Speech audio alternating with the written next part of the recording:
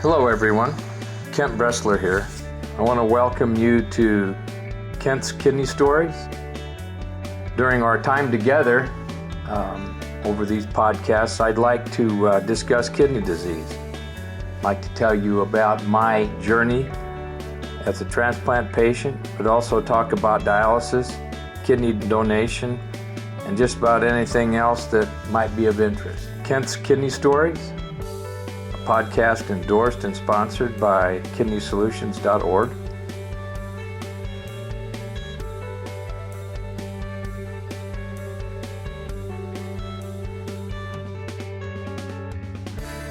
Hello everyone, this is Kent Bressler. We're going to do a little podcasting today.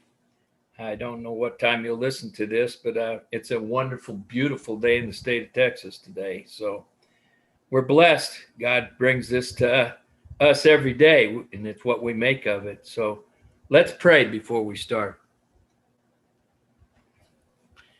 Dear Heavenly Father, your love and mercy never ceases. You allow us to do all things in your name. Make me whole and allow us to learn the way of living within your boundaries. Blessed are those seeking comfort from you, because you will provide.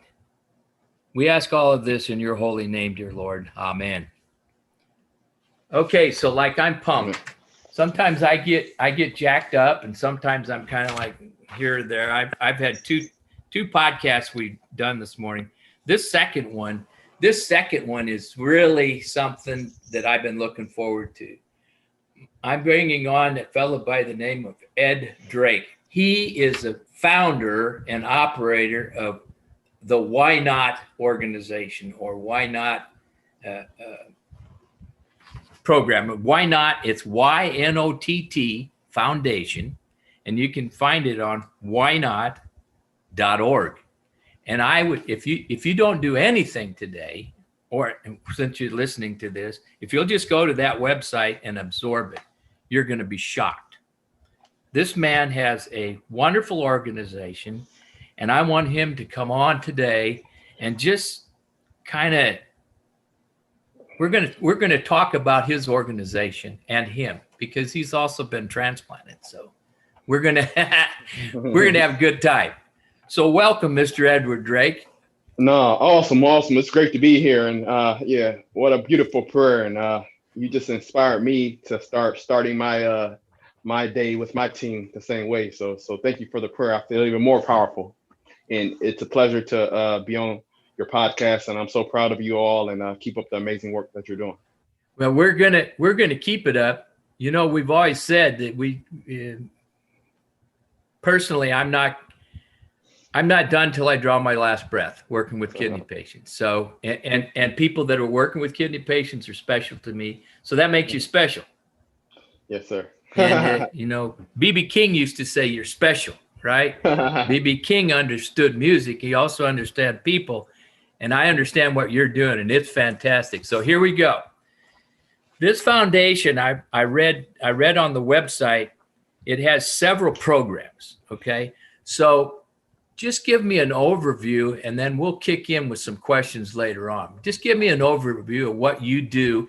But first of all, start me with your transplant experience.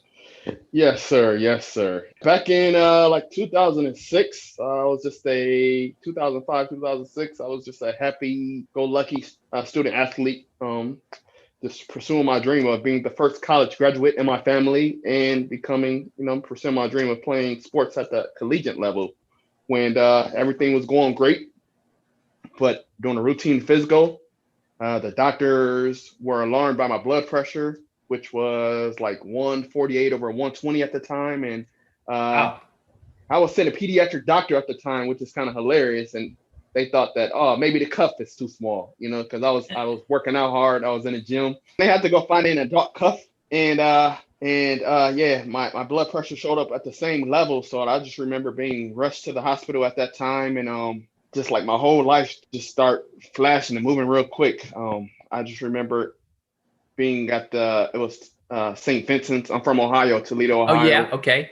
So yeah, so I remember just being rushed to the hospital. They start putting tubes and stuff in me everywhere, and I didn't know what was going on. Like I said, How old were you, Ed? I was 20. I was 20. No, I meant yeah, I believe I was 20. I was Around 20. there, yeah. Okay. Yeah, so like I said, I didn't know what was going on, but yeah, and they start, like I said, sticking tubes in me everywhere, and I just remember a doctor coming in, and only thing I wanted to ask him was told me that they ran some tests and they found out that my kidneys had completely shut down, not Oh shutting my. down, but had completely shut down. Me being young and naive, I knew kidneys were something in my body, but I didn't know what they did. I was like, okay, Yeah. that's okay. Like, okay, will I be okay to go back to the to college for the upcoming school year, and also to be able to continue pursuing playing my dream of football. And it really didn't hit me until they told me not only will I not be able to go back to school in the fall, most likely, but that I would be have to start dialysis the very next day. The very next day, like I said, and that my name will be placed on the transplant list for a new kidney, and that I would never most likely be able to play Football. a sport such as football again. Yeah. So, just the devastation that just went through me. That was just all at once, like all that just hit me all at once. And I started dialysis, and like I said, I started going to a dialysis center with like a lot of older people, and I was seeing people dying, and they didn't have all the colors and stuff like in the video games, like the younger facilities. I went and I just seen like nothing but like older people dying and looking bad, and I was, oh man, this can't be my life, and all I could do is just sit there every day just crying like, Lord, why me? Why now? Why me? Why now? Then a man up above, after a few months, said, clearly put in my spirit, son, why not you? What you had planned for your life isn't what I had planned for your life. I wanted to do all these amazing things in sports and business, but the Lord said I was going to take you off the business, the college campus and the sporting field, and put you on a battlefield of saving lives. And my attitude changed, and so did my altitude in life changed, my perspective. So I started kind of focusing on, just trying to impact lives. And I was inspired to start the YNOTT Foundation, and which stands for Youth Needing Organ Tissue Transplants, ironically. And it was like healing for me. It helped me get through those 3.5 years, or those 3 years of dialysis, and it helped me begin to find my purpose in life. So it was awesome, like I said, and it was more so healing for me in the beginning, and kind of grew into a business. So yeah. So that's how YNOTT came into existence. Why not? Yes, sir. Why not? Why Yes, not sir. you? Yes, sir.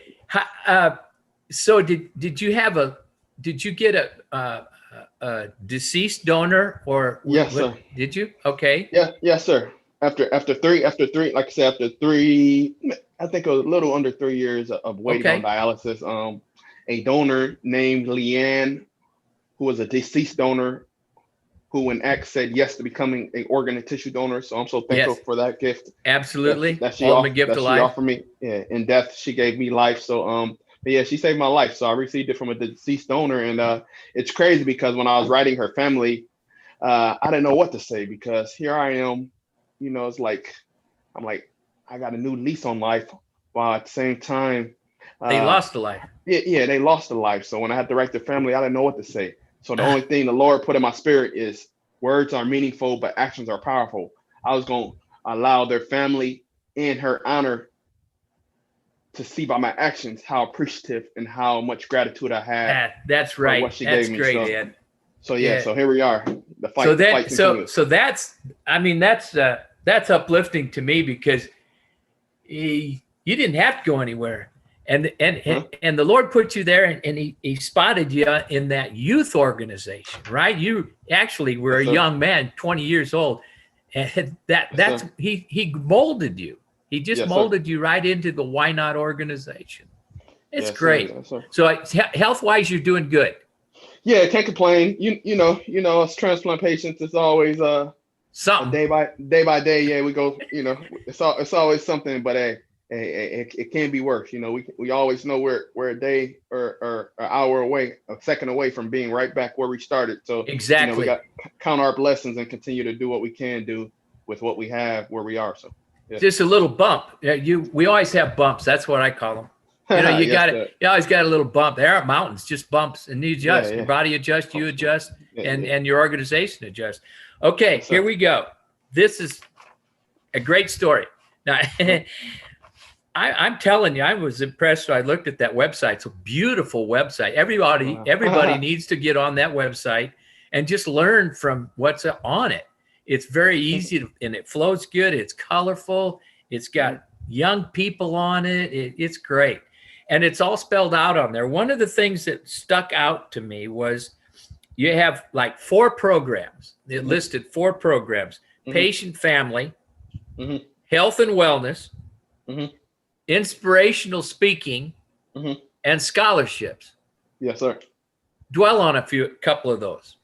Well, the whole meat and potatoes of the organization and how we started was just going to the children's hospitals. Like I said, once my perspective changed, I started going to the children's hospitals to give back while I was on dialysis. And all I was hearing prior to being on or while I was on dialysis was, "Oh, you're so young. You must have took steroids or you must have did drugs," and I didn't do Yeah, anything. yeah, yeah. So people were very unsympathetic while I was still going through that tragedy or that The shock. the shock of what happened. But yeah, Yeah. once I started going into these children's hospitals and seeing these kids who were, babies in cribs and 14 and 13 years old, and I was like, my perspective changed because I said, at least I got a chance to go to my prom. I got a chance to go to my 8th grade dance and date and go out and be a bad kid, be a bad kid and ride my bike. And a lot of these kids are spending their younger days in this hospital, and I'm complaining, but I'm 20. Yeah, it would have been, yeah. I wish I could have, you know what I mean? Uh, it would have happened later in life if it would have happened, but I still got a chance to do. I start looking at their situation, and I said I can't even complain because like I said, they're going through that at a much younger age. So like I said, it changed my perspective, and I stopped complaining because I started counting my blessings that at least the Lord had allowed me to experience what I have prior to. So I just started wanting to give, You're what? and Yep. You started give working. back. Yeah, I started working, and Yeah, you started working. my problems went away once I started counting. I stopped focusing on my problems when I started focusing on my blessings. That's right. And those kids were the blessings. Yes, sir. And so you have a Circle of Hope support group. Uh-huh. How does that work? Yes, sir. Our Circle of Hope is part of our patient support program, which is our Why Not Bratton Child's Day program. And our Why Not Bratton Child's Day consists of like patient support groups and Circle of Hope, which is support groups. So we bring kids together all across the country. We call it Why Not Connect, but we connect them with one another, and we host support groups about anything, rather how to stay fit pre and post transplant, or how to eat healthy, or how to Get your grades.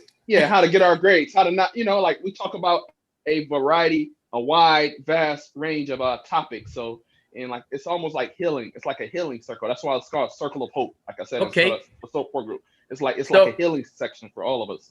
So who can get in there? Is it you deal with transplant patients, but anybody can get into the group, right? Any kids? Yeah, we deal, like I said, our foundation focus on pediatric patients, which is 21 and under. So we do from the foundation side, we do strictly pediatrics, which is 21 and under, and we also host support groups for like medical staff and for parents. We bring parents together. So like it's all part of it's all part of our Why Not Connect. Why Not Connect program. Yeah, which is the bread and butter of our organization. That's how it all started. So that's and everything else was built on in addition to.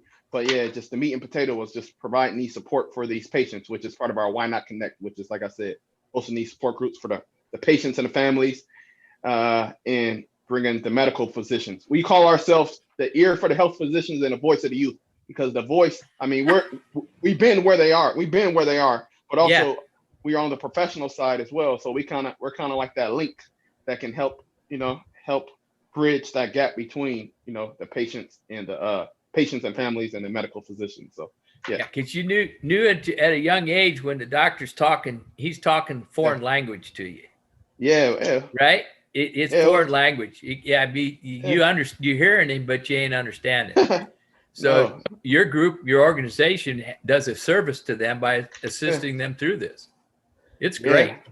It says here too that the really the mission of it is to improve adherence. In other words, yeah. improve psychological health Uh-huh.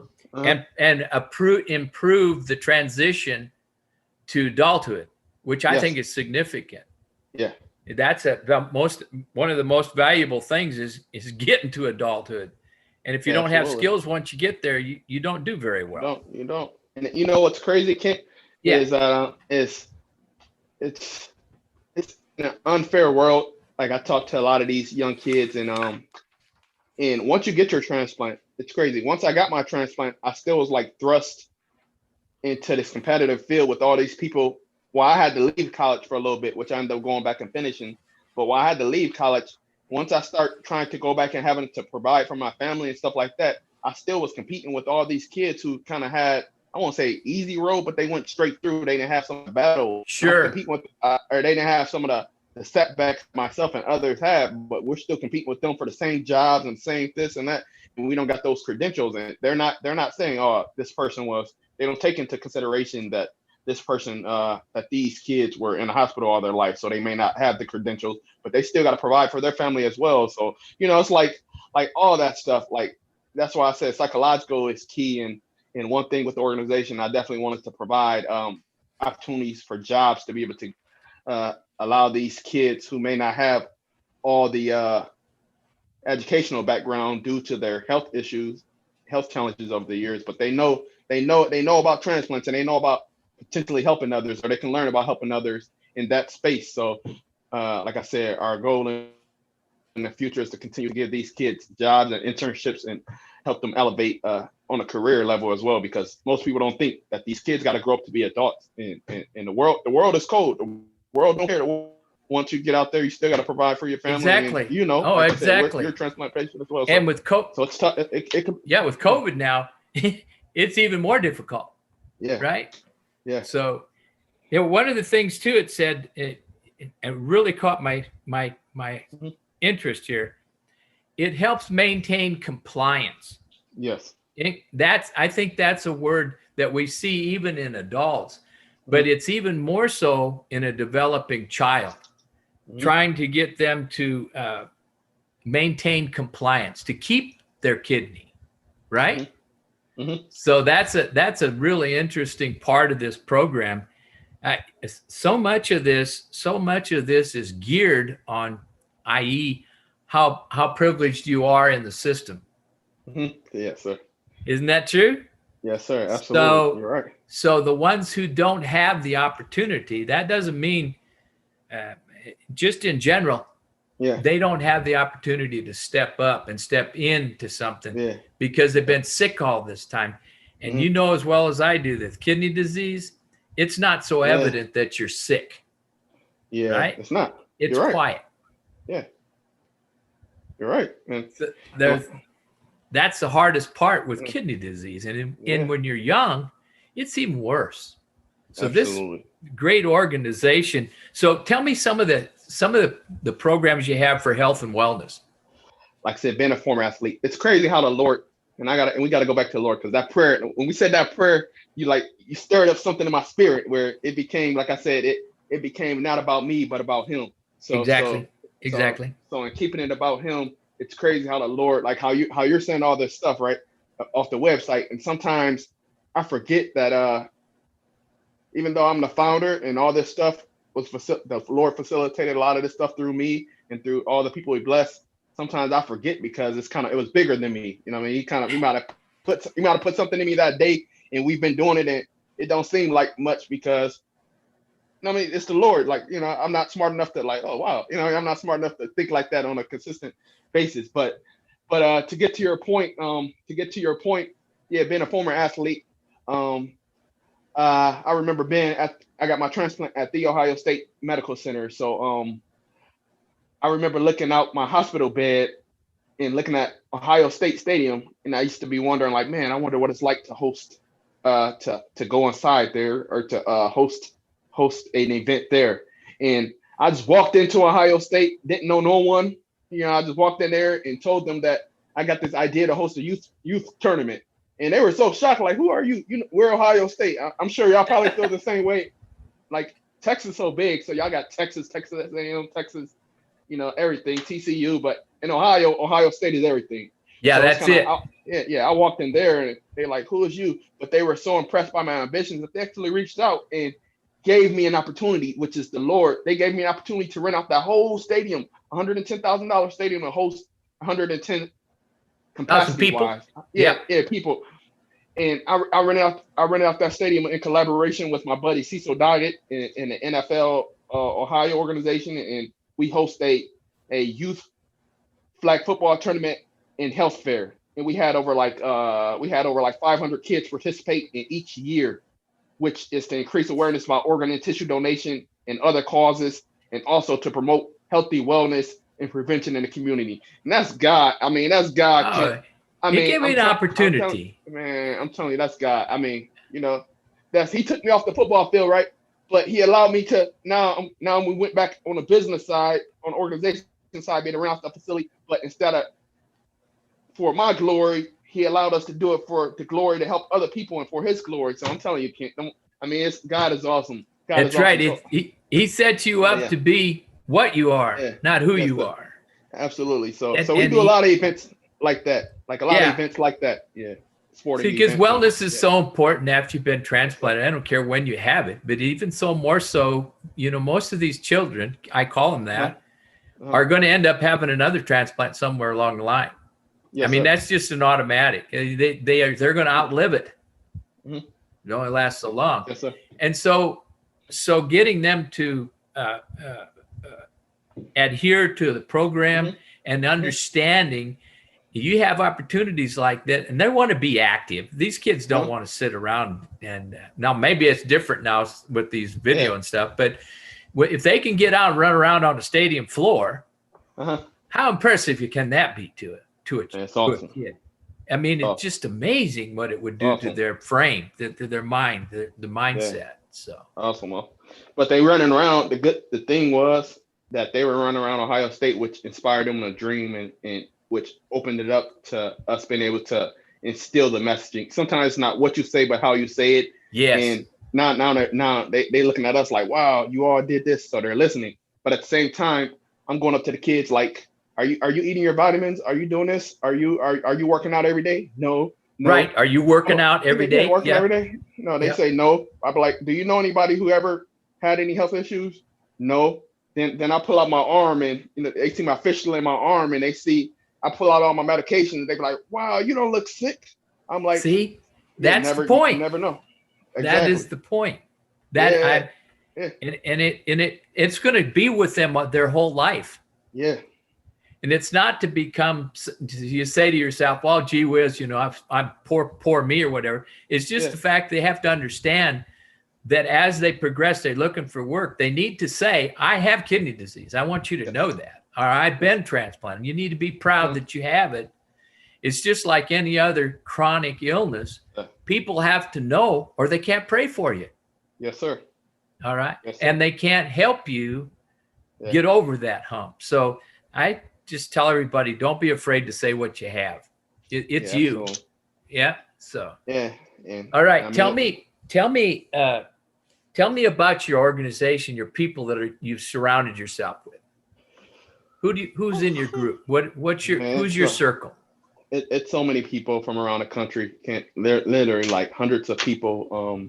Like I said, we've been around since 2007 officially, like on paper. But like I said, we started in 2006 while I was on dialysis. So I still got photos in my office. You see all around my office. I got photos in my office, office, of just started in 2006, and it's like hundreds and hundreds of people who has helped lay a brick. I say everybody laid a brick across the years, from college students to all across the country. But so it's so many individuals. But right now we have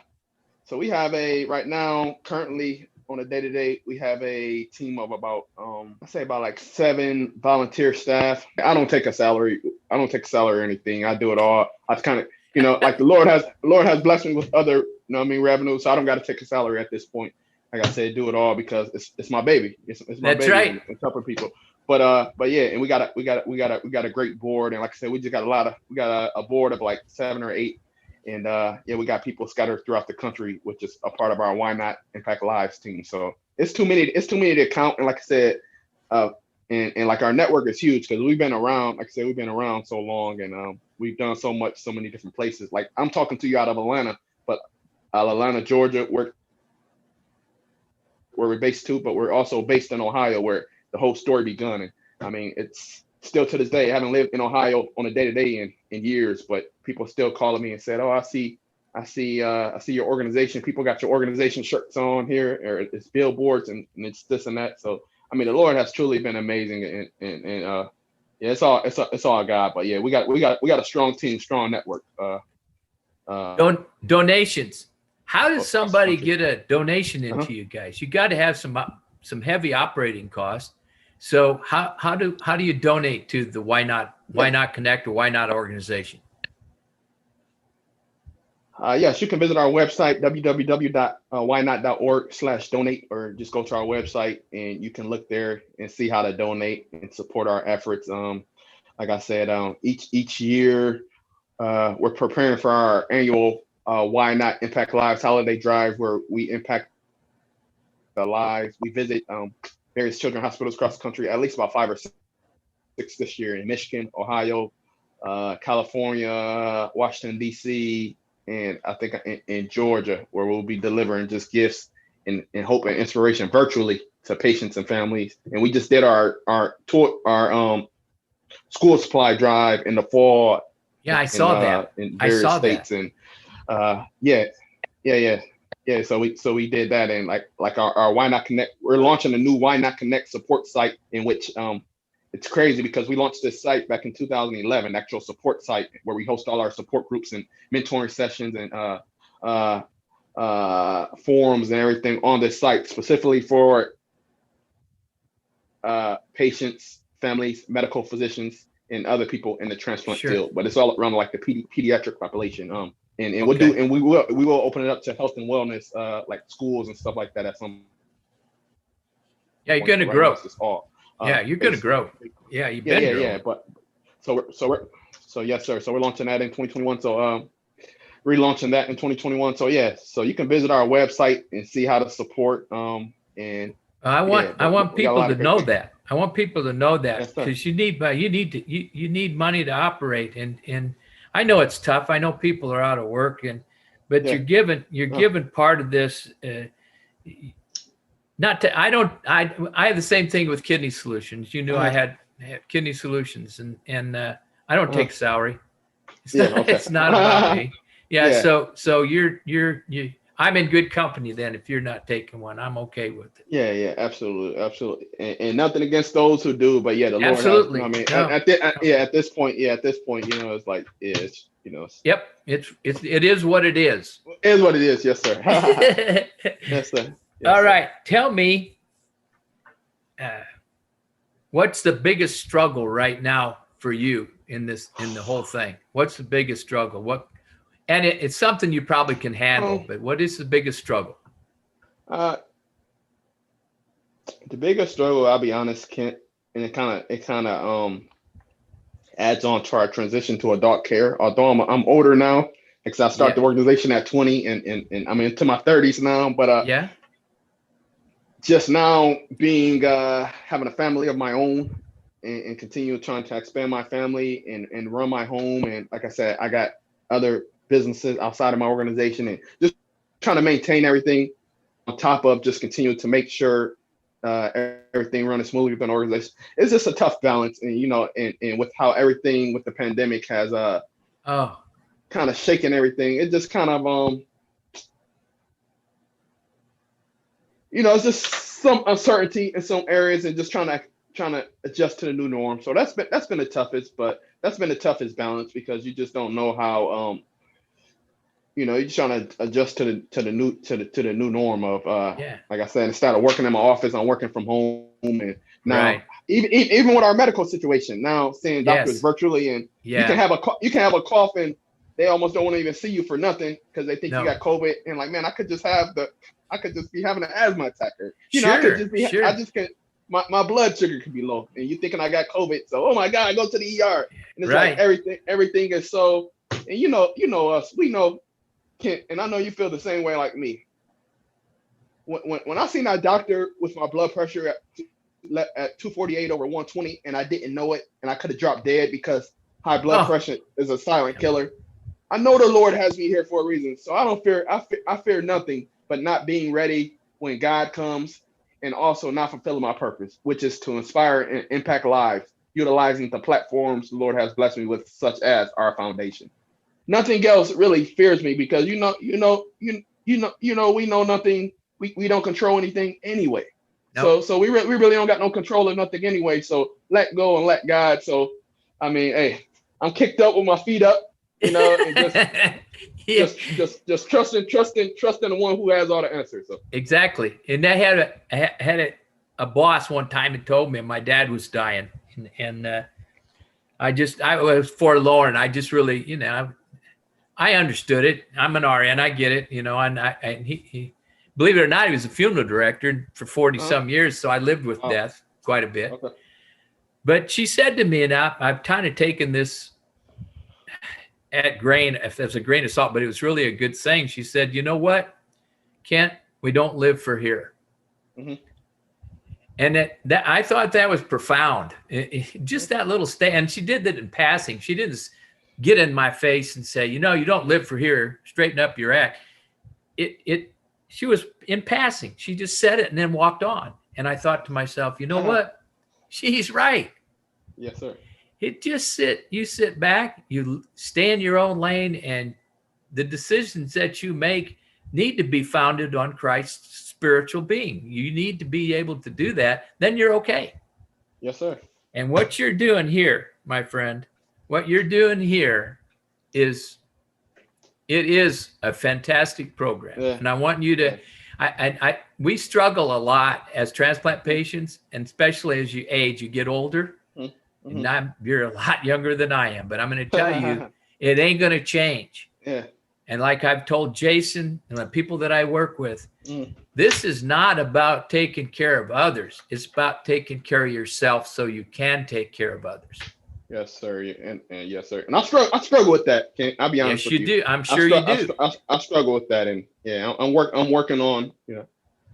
That's something, and I appreciate you saying that, because that's something you asked to answer your question. I will add that to your question as well, or I will add that to my answer to your previous question. Yes. Yeah. What's the hardest thing to do right now is take care of yourself. Yeah, take care of yourself. Yeah. Because I think probably what people equate that with is selfishness. Okay, yes, so you may have to be selfish in this one instance. All right. You become selfish just so that you can help others. Yeah. You're no good to anybody if you're sick. You're no good. If you regress and you go backwards, that's not going to help you. But you're not going to help all those people that are, demanding so much on you right now. So I think it's good to step back. I give you permission. Step back and take a look at yourself. All right? It's okay. I appreciate that. I needed that. And honestly, like I said, you just spoken a word into my spirit. So I appreciate that, because that's something I struggle with. I struggle with. I struggle with. Okay. So I think we've talked a lot about the YNOTT organization. And I'm really, really happy that I got to talk to you. I want to ask you if you'll come back and maybe bring one of the kids with you. Sure. We can sit down and talk to one of the kids in the program, or somebody that we'll set it all up so that it works for them and for you. And absolutely. But don't listen. Stay the course here. Stay in your own lane on this deal. It is wonderful. Yes, sir. Yes, we've just breezed. We've cut the top of this. We haven't even delved into it yet. But we're gonna bring you back. Absolutely. And I'm so honored. And I also would like to just give a shout out to all my various team members. Like I said, over the years, like I said, go ahead. Like I said, teamwork makes the dream work. And without so many amazing individuals, too many to name. But you all know, I told you, once you're a part of the YNOTT family, you're forever a part of the YNOTT family, whether you're active or you're not. And I mean, I'm telling you, it's hundreds of people from all across the country. So, I mean, like I said, nothing will be possible. I would not, like I said, this wouldn't be possible just with me without God and without those many individuals. Teamwork makes the dream work. So, yeah, it's bigger than me. It's bigger than me. It's about us and purpose. So I definitely want to give a shout out to everyone. You all know who you are, who laid that brick, who's continuing to lay bricks to help us build this platform to inspire and impact lives. So thank you. And then to think of it, you didn't ask them, they were sent to you. Amen. Yes, sir. Yes, sir. All right. All Amen. right. Amen. We're gonna look at this again. We're gonna revisit this. So you're blessed with this circle of hope and all the things that you're doing. I encourage people out there, please go on this website. You got a couple extra bucks, and let's help Ed out here. He's doing this for a good purpose, but it's God driven. So go ahead, get it on YNOTT, YNOTT.org and check him out. Let me just tell you right now, the most important thing in this whole life is not about what you can do, but it's sitting around and not doing anything. Get up, move, do what you need to do, but most certainly take care of yourself. Be a little selfish. Take care of yourself, especially if you've been transplanted. And all that other stuff comes to you. Say your prayers, do the things you need to do, and start addressing it by getting connected with people like Ed and the YNOTT organization. And if you get a chance, go on kidneysolutions.org. We got a lot of people and a lot of information, stuff that needs to be dealt with there. So give us a shout and we'll help you out. All right. Till the next time, keep breathing.